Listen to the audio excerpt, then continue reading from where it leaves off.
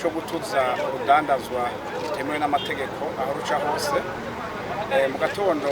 no kuri uyu bucagucagu munsi wa mbere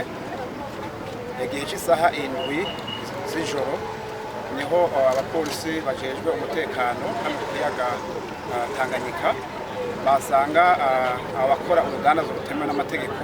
bari kubapakurura ibidandazwa bigizwe n'ibitenge akaba yari icyo twita amakori 31 agizwe n'ibitenge bigera ku 1875 mu gihe rero igipolisi cyahashika nk'uko mubizi abakora n'urudandazwa baragerageje guca mu nzira zose zishoboka harimo no gutanga igiturire murabizi yuko mu minsi iheze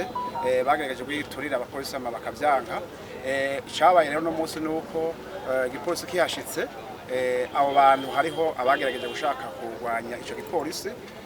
niho rero abapolisi barasa hakaba hariho umwe muri bo yitavye Imana yitwa Nduwimana Emile Nduwimana Emile bakavuga ko yobe yarasanzwe ari mu banyonga ubwo bwato kuko bwari ubwato bubiri bumwe bufise imoteri ubundi butagira imoteri igipolisi cyakoresheje ubwo buhinga rero gushika gica gifata abandi bashika 4 aribo mwabonye hariho Niyonzima Ezekiel hariho Ndayikeza Blaise hariho Ndikumana Silver na Ndikumana Juvenal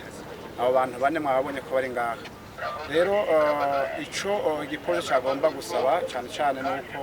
aba bantu uno munsi bahinduye n'umugambi aho bashaka kurwanya igipolisi kubera abantu guheba urudandazwa tubasaba yuko igipolisi kizigera gihesha kandi kizokora ibishoboka kugira ngo urudandazwa rutuzwe